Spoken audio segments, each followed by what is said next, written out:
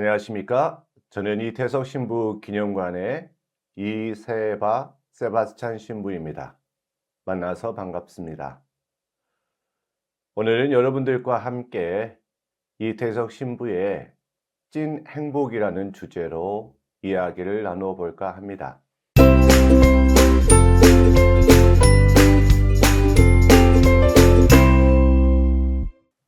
이태석 신부 기념관은 이태석 신부님이 태어나신 부산시 서구 남부민동에 이태석 신부님 선종 10주기를 맞이해서 건물이 건립되어 있습니다.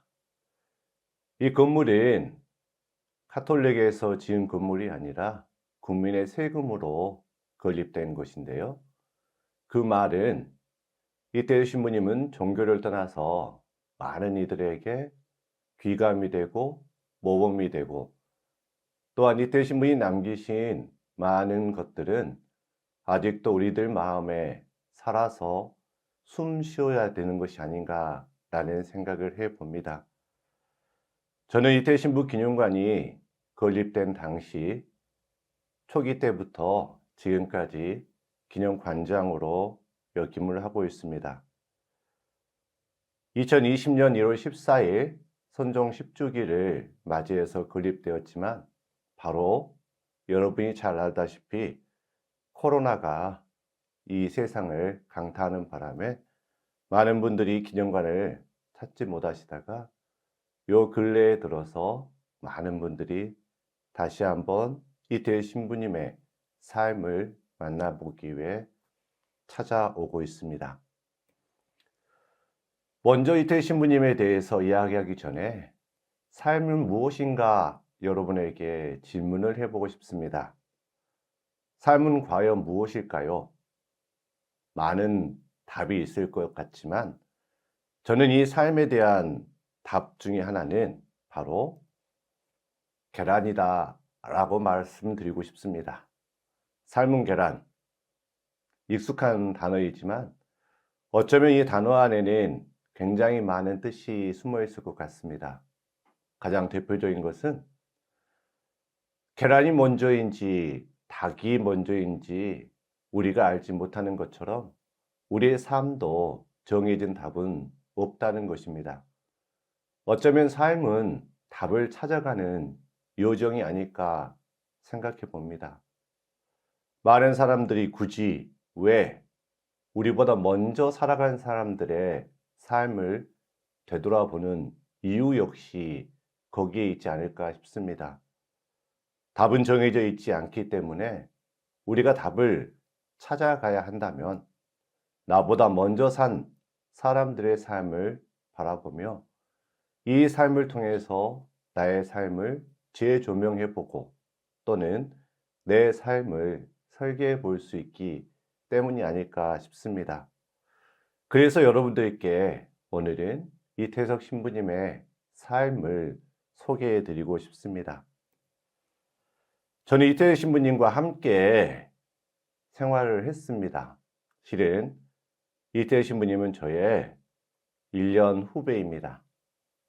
물론 저보다 나이는 많고 또 군대까지 제대하고 수도원에 들어오셨기 때문에 저보다는 훨씬 선배이지만 수도원은 제가 먼저 들어왔습니다. 여러분이 믿지 못하실 것 같아서 사진을 보여드립니다. 또 이 사진을 보여드려도 어떤 분들은 요즘에는 하도 기술이 발달해서 합성을 했다라는 말씀도 하시는데 저는 그 정도의 기술은 가지고 있지 않습니다. 여러분들과 오늘 나누고 싶은 이야기들의 많은 부분은 그분과 함께 살면서 받았던 느낌, 또 그분과 함께 살면서 나누었던 이야기들도 함께 나누고자 합니다.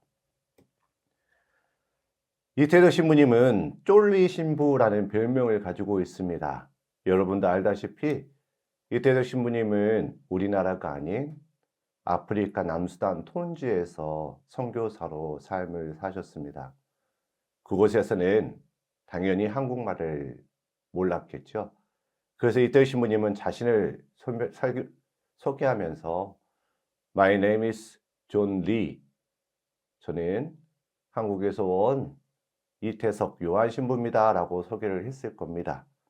처음 들었던 친구들은 저분은 이태석 요한신부 존이구나 라고 생각을 했고, 그들이 다른 사람들에게 저분은 존 신부님이야 라고 이야기를 전했겠죠.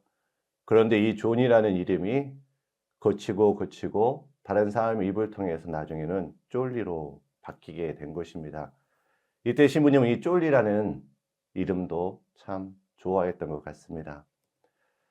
이때 신부는 울지마 톤즈라는 영화를 통해서 세상에 많이 알려지게 됐습니다. 처음에는 다큐멘터리로 제작된 거였는데 이게 영화화돼서 우리나라의 많은 분들이 이 영화를 직접 보고 감동을 하셨습니다. 전부는 아니지만 잠시 이태희 신부님의 삶에 대해서 한번 영상으로 보도록 하겠습니다.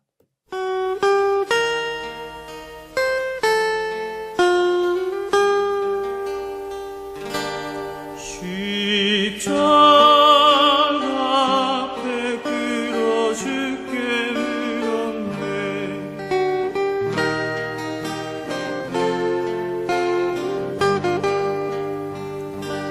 주위와 굶주림에 시달리는 이들 총구리 앞에서 피를 흘리며 죽어가는 이들을 왜 당신은 보고만 있냐고. 눈물 흘리면서 죽게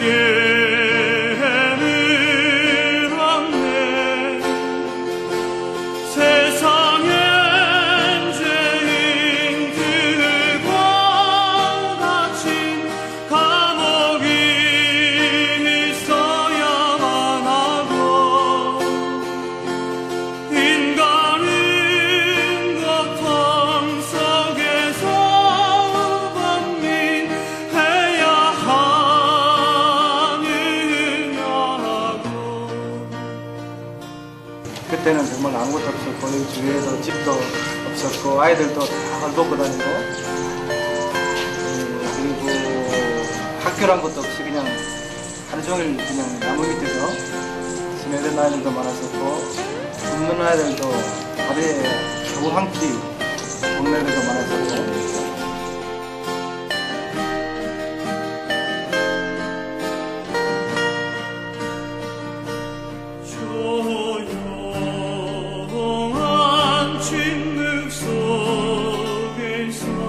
주 말씀하셨지.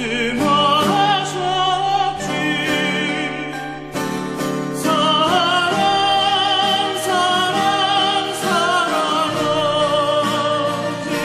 서로 사랑하라고.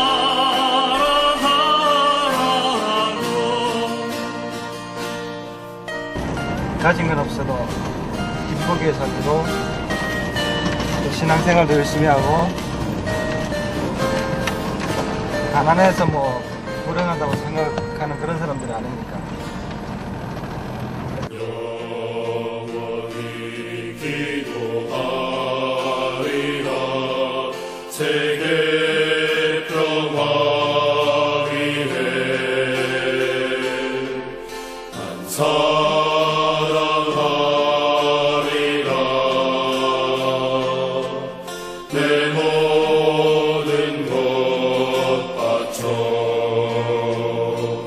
난 영원히 기도하리라. 세계 평화 위해 난 사랑하리라. 내 모든 것 바쳐. 네, 영상 잘 보셨나요? 아직도 이 영상을 보면 참 마음이 아려옵니다. 많은 분들은 울지마 톤지의 영향이었는지 모르지만 이태대 신부님을 수단의 슈바이처라고 기억하는 사람들도 참 많습니다. 또는 의사고, 신부고, 음악가로 기억을 많이 합니다.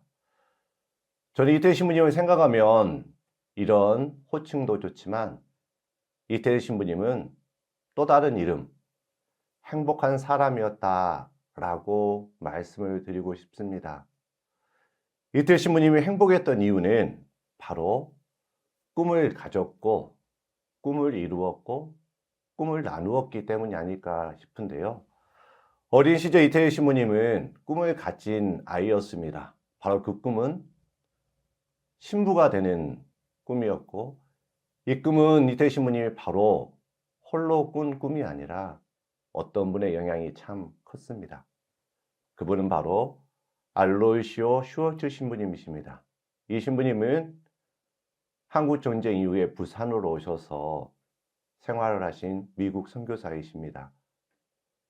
이분은 부산에 와서 많은 피난민들 중에 특별히 가난하고 소외받고 부모를 잃어버린 고아들에게 관심을 많이 가지셨고, 길거리를 헤매고 각종 범죄를 저지르는 아이들을 모아서 소년의 집이라는 곳을 운영을 하셨습니다.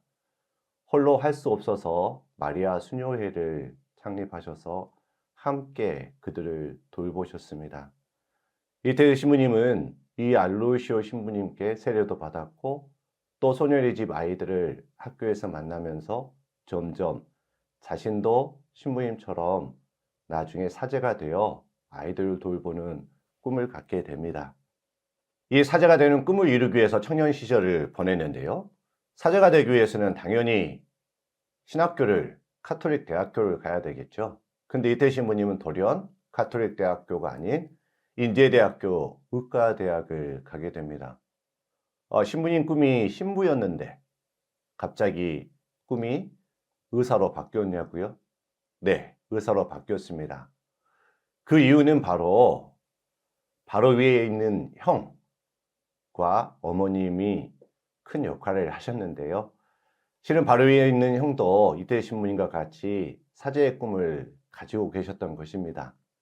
그래서 먼저 이태대 신부님보다 어머니께 저 신부가 되고 싶습니다 라는 말씀을 드렸고, 신심이 깊었지만 자녀가, 특별히 아들이 사제의 길을 가는 것이 쉽지 않다는 것을 알았던 어머님은 말리면서 슬퍼하셨죠. 이 모습을 본 이태대 신부님은 차마 자신도 어머님에게 슬픔을 안겨드릴 수 없다는 생각에 그 꿈을 버리고, 그러면 내가 신부가 되지 않으면 무엇으로 사람을 도와줄 수 있을까라고 고민을 하게 됩니다. 그때 이태대 신부님의 뇌리를 스쳤던 한 편의 영화가 있습니다. 그것은 성당에서 교리 시간에 수녀님이 보여주셨던 몰로카이의 다미안 신부님이라는 영화입니다. 이 신부님은 몰로카이의 섬에 있는 많은 한스인들을 위해서 사시다가 스스로 자신도 한센병에 걸려서 선종하신 분이십니다. 이 영화를 보고 이태대 신부님은 그러면 내가 신부가 되지 못한다면 의사가 되어 이런 한센인들, 또 도움을 받지 못하는 아픈 이들을 위해서 의사가 되어야 되겠다라고 생각을 하고 의대에 진학을 하게 됩니다. 이태대 신부님 의대를 졸업하고 나이가 차서 군대에 가게 되는데 군의관으로 가게 됩니다. 그리고 군대를 졸업하면, 제대를 하면 당연히 의사가 되어야 되겠지만 또다시 한번 꿈이 사제로 바뀌게 됩니다. 이 이유는 제대를 할 때쯤 자신이 주일학교에서 봉사하던 선생님과 또 아이들을 만나고 있는 모습을 본 신부님께서 이태대 신부님의 성소에 대해서 다시 한번 생각해 볼 수 있는 그런 시간을 보내면 좋겠다는 조언을 받아들입니다. 하나님 주신 성소를 부모님 때문에 바꾼다는 것은 맞지 않다라고 생각하신 신부님은 다시 한번 곰곰이 자신의 성소에 대해서 생각해 볼 시간을 가져달라고 부탁을 하고, 이태일 신부님은 곰곰이 생각한 이후에 내 길은 의사가 아닌 사제이구나 라는 것을 깨닫게 됩니다. 그래서 이태일 신부님은 다시 의사가 아닌 신부가 되기 위해서 자신의 꿈을 꾸게 됩니다. 신부가 되는 방법은 여러 가지가 있겠지만, 이태일 신부님은 나는 가난한 청소년들을 위해서 사는 신부가 되고 싶어서 살레시오회라는 수도원의 문을 두드립니다. 살레시오회는요, 이탈리아에서 창립된 수도회인데 돈보스코에 의해서 창립된 수도회입니다. 젊다는 이유 하나만으로 사랑받기에 충분합니다 라는 말에서 드러나듯이, 이 살레시오회는 가난하고 도움이 필요한 청소년들을 교육하는 수도회입니다. 이태일 신부님은 자신의 꿈이 청소년을 위해서 신부가 되는 것이었기 때문에 이 수도회에 들어와서 체험을 하고, 그 체험 기간 동안 자신은 이 수도회에서 신부가 되는 것이 좋겠다는 다짐을 하게 됩니다. 그래서 이태일 신부님은 수도회에 들어와서 광주 카톨릭 대학교에서 신학 공부를 하고, 또 그 이후에는 이탈리아 로마에 있는 살레시안 대학에서 마지막 신학 공부를 마치게 됩니다. 로마에 있을 때 이태일 신부님은 아프리카로 선교 체험을 떠나시고, 그곳에서 처음으로 톤지의 아이들을 만나게 됩니다. 자신이 생각했던 부모를 잃어버린 아이들이 그곳에 있었고, 또 바로 옆에는 한세인 마을이 있는 것을 보고 자신이 신부가 돼서 돌아오겠다는 말을 남기고 다시 학교에 와서 마지막 신학 공부를 하고 신부가 됩니다. 이태일 신부님은 사제가 돼서 자신이 약속했던 톤지로 가게 되는데요. 저는 이태일 신부님을 생각해 보면 참 부럽습니다. 때로는 질투가 날 만큼 잘하는 것이 너무 많았습니다. 의사였기 때문에 공부도 잘했고요. 또 운동도 잘했습니다. 말도 잘했고요. 특히 악기를 너무나 잘해서 너무나 부러웠습니다. 그래서 제가 소풍을 가면서 한번 이태일 신부님께 물은 적이 있어요. 저는 형을 보면 하느님이 참 불공평하게 느껴진다. 하느님이 우리를 창조했다면 모든 사람에게 똑같은 능력을 줘야지 왜 형이 이쁘다고 형에게는 다 주고 나에게는 아무것도 안 줬대? 분명 하느님께서 형을 창조할 때는 아침 일찍 가장 맑은 정신일 때 창조한 첫 번째 인간이고, 나는 아마 하루 종일 창조 사업하고 누구의 기도를 들어주다가 저녁에 지쳐서 쓰러져 주무시는 동안 아차, 한 명 덜 만들었구나 라고 생각해서 아마 잠결에 내가 창조됐기 때문에 이런 것 같다 라고 했더니 이태일 신부님이 한참 웃으시면서 그 말씀을 하셨어요. 너가 부러워하는 그 모든 것은 내가 잘나서가 아니라 너의 말대로 하느님께서 나에게 주신 선물이다. 그래서 나는 하느님께 빚쟁이다. 이 모든 것을 하느님께 되돌려 드리기 위해서 열심히 일을 해야 한다 라고 말씀하셨습니다.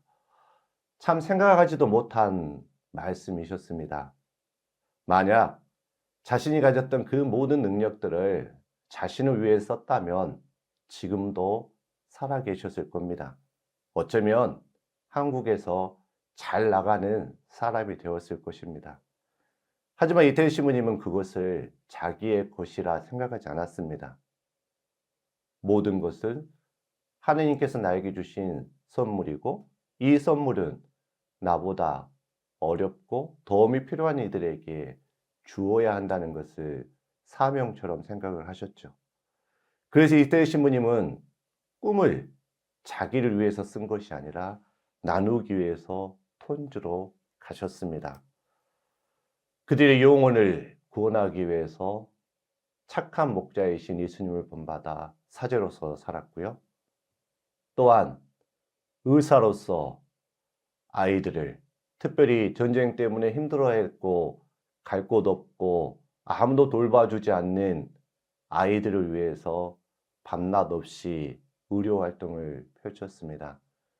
시간이 되면, 아니, 시간도 되지 않았지만 짬을 내어 톤지에 오지 못하는 한세인들을 찾아가 그들을 위로하고 그들에게 인간다운 삶을 살 수 있도록 도와주면서 사셨습니다.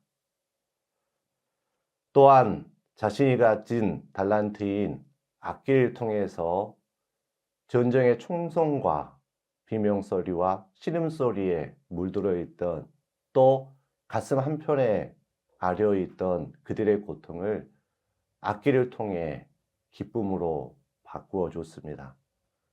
또한 각자에게 악기를 가르쳐 준 것뿐만이 아니라 악단을 만들어서 이 마을 저 마을 돌아다니며 총소리 대신 흥겨운 음악 소리를 들려주었습니다.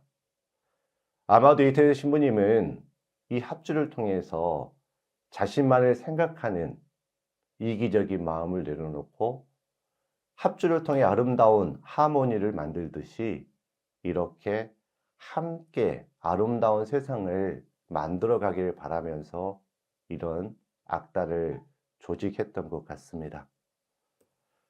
어쩌면 이태일 신부의 삶을 빗으로 표현해 본다면 이 네 가지가 아니었을까 싶습니다. 어두운 밤, 어디로 가야 할 길을 찾지 못해서 헤매는 배들을 안전하게 항구로 인도해 주는 등대처럼 이태일 신부님은 어디로 가야 할 길, 또 어디가 안전한지 모르는 그들을 안전하게 인도하는 등불과 같았던 분이었습니다. 또 비가 오나 바람이 부나 항상 그 자리에서 빛을 비추어 사람들을 동행해 주는 가로등처럼 자신을 찾아오고 자신에게 도움을 요청하는 그 모든 이들을 내치지 않고 항상 동행해 주는 가로등과 같은 사람이었습니다. 또한 차가운 하늘에 홀로 떠 있지만 떠오르는 태양을 보면서 희망을 보았던 샛별처럼 멀리 타국에서 외롭고 쓸쓸하고 적막했지만 아이들에게 희망을 주기 위해서 그 희망의 빛을 보고 그 차가운 밤을 홀로 지샜던 샛별과 같은 삶을 사셨습니다. 그리고 이 모든 것이 가능하게 했던 자신을 태워야 빛이 밝혀지는 촛불과 같은 삶을 살지 않으셨을까 생각을 해봅니다. 이렇게 이태일 신부님은 열심히 살았지만 이태일 신부님에게는 뜻하지 않는 마지막 순간이 다가왔습니다. 이 마지막 순간마저 이태일 신부님은 희망을 심어주고자 했습니다. 열심히 사셨던 이태일 신부님은 갑자기 몸에 불편함을 느꼈고 여러 여건 때문에 바로 한국에 올 수 없는 상황이 벌어졌습니다. 한국에 연락을 해서 잠시 자신이 자리를 비운 동안 톤주 병원에서 일을 해줄 의사 선생님을 긴급하게 찾았고 다행스럽게 한국에서 신경숙 의사 선생님이 들어와서 이태일 신부의 자리를 대신했습니다. 그 틈에 한국에 와서 건강검진을 받은 결과 대장암 4기, 말기에 가까운 상황이 벌어졌죠. 이태일 신부님은 이 상황에서도 자신의 몸보다는 아직 학교와 병원이 다 지어지지 않았기 때문에 조금 더 살려달라고 부탁을 했습니다. 그것만 다 지어지면 기꺼이 죽겠노라고. 그리고 자신이 기다리는 아이들을 위해서 또 아이들에게 돌아가려고 희망을 가지고 열심히 진료를 받고 치료를 받았습니다. 또한 아픈 와중에도 브러스밴드에서 만났던 3명의 친구를 한국으로 불러들여 2명은 인제대학교 의대에 합격을 시키고 1명은 충남대학교 토목학과에 진학을 시켰습니다. 충남대학교 토목학과에 진학했던 친구는 이미 기술자가 되어서 남수단으로 떠났고 나머지 의사 선생님 2분도 전문의가 되어서 이제 곧 남수단으로 돌아가 후배들을 교육시킬 예정입니다. 또한 많은 분들이 현지에 있는 아이들을 돌보아 줘서 그들 역시 현지에서 의사가 되어 이태 신부님이 이루지 못한 꿈을 이루면서 살고 있습니다. 이 모든 이들이 하는 말이 바로 우리가 이태석입니다 라는 말이었습니다. 7년이라는 시간 동안 살았던 이태 신부님의 삶은 아직도 현재 진행형인 것 같습니다. 이태 신부님을 많은 분들이 만나면서 나도 이태 신부님처럼 살고 싶다라는 말을 합니다. 저는 묻습니다. 과연 이태 신부님처럼 산다는 것이 무엇일까요? 그 해답은 바로 행복입니다. 이태 신부님은 행복하고 싶어서 사제가 되었고 행복하고 싶어서 톤주로 갔으며 또 행복하게 살았던 것입니다. 여러분은 행복하십니까? 행복하지 않다면 왜일까요? 정말 행복하고 싶다면 얼마나 오래 사는가가 문제가 아니라 어떻게 살아가야 하는가가 문제가 아닐까요? 우리의 삶은 기차 여행과 같습니다. 참 빠르지요. 무궁화처럼 이제 비둘기처럼 천천히 가는 기차를 타고 싶지만 아마 KTX처럼 빠르게 우리의 삶은 흘러갑니다. 기차 여행을 하기 위해서는 티켓이 필요합니다. 그 티켓은 오로지 한 장뿐입니다. 내 자리의 티켓이고 내 옆자리의 티켓은 또 내 옆자리는 항상 내 것이 아닌 다른 사람 것으로 비어 있습니다. 우리 기차 여행을 하면서 저도 오늘 아침에 부산에서 서울에 왔는데 그런 기대들을 많이 합니다. 내 옆에 누가 앉으면 좋을까? 참 마음에 드는 사람이 앉았으면 좋겠다. 그러면 기차 여행도 참 행복하겠다 라는 생각을 합니다. 그렇게 내 옆에 마음에 드는 사람이 앉으면 또 다른 희망을 갖습니다. 종착역까지 같이 가면 안 될까? 말 걸지 않아도 행복하니. 하지만 아이러니하게도 그런 분들은 다음 역, 그 다음 역에서 일찍 내립니다. 반대로 이분은 안 앉았으면 좋겠다. 옆에 안 계셨으면 좋겠다 하는 분은 분명히 있습니다.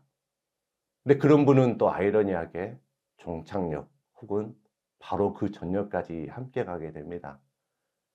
하지만 그 자리는 제 자리가 아니기 때문에 어떻게 할 수가 없습니다. 그러면 반대로 내 옆에 앉은 사람은 나를 보고 어떤 사람으로 기억하고 싶을까요?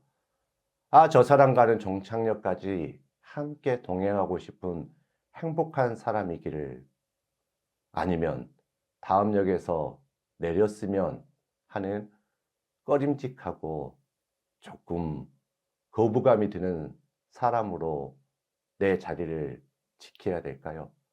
그것은 제가 할 수 있습니다. 왜? 그 자리는 제 자리이기 때문입니다. 내가 내 옆자리는 어떻게 할 수 없지만 내 자리는 행복한 자리 혹은 불행한 자리로 만들 수는 있습니다. 바로 제 자리이기 때문입니다. 결국 얼마나 오랫동안 여행하느냐가 문제가 아니라 나와 함께하는 시간이 얼마나 행복하게 만드느냐가 우리의 삶의 목적이 아닐까요? 그렇게 산다면 아마 우리는 행복하게 살아갈 수 있을 것 같습니다. 이태희 시부님은 48에 돌아가시면서 행복하다고 말씀하셨습니다. 그래서 물었습니다. 행복이 무엇일까요? 그랬더니 이런 답을 줬습니다. 행복은 무언가를 가져서 얻어지는 것이 아니라 나눔으로 얻어지는 것입니다. 그리고 그 나눔은 내일이 아니라 바로 오늘 행해야 합니다 라는 것이었습니다. 우리는 행복하기 위해서 무엇인가를 가지려고만 합니다. 하지만 이태석 신부님은 오히려 나눔으로 그 행복이 가득해진다는 것을 우리에게 보여주셨던 것 같습니다. 이런 행복이기 때문에 이태석 신부님은 마지막 유언으로 모든 것이 참 좋았습니다 라고 말씀을 하고 선정을 하셨습니다. 어쩌면 우리도 행복을 꿈꾸고 있는지 모르겠습니다. 아니, 모두가 다 행복하고 싶을 것입니다. 우리가 언제 죽어도 행복하려면은 답은 하나밖에 없습니다. 그것은 바로 지금 행복해지는 것입니다.